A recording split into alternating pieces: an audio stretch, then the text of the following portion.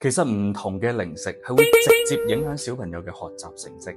智利大學同埋加州大學聖地牙哥分校做過一個幾有代表性嘅研究，我哋將零食分做3類，健康嘅零食我哋歸做第一類，例如生果、全穀物；第二類就係中間健康嘅零食，好似低糖嘅餅乾；而第3類咧就係最唔健康嘅零食，好似薯片同埋汽水。結果好明顯，食健康零食嘅學生成績幾乎係食唔健康零食學生嘅2倍。點解會咁呢？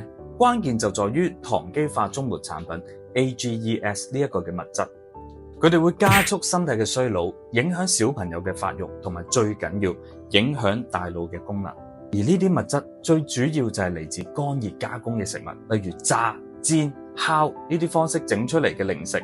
睇下呢個數字咧，都幾嚇親人。原來薯片每100克就含有15000去到45000單位嘅 AGEs， 蛋黃批同埋烘焙嘅糕點有8000去到25000，而最恐怖嘅咧就係煙肉、香腸呢啲加工肉類，更加高達20000到100000。相比之下，水煮蛋咧只係得100幾個單位。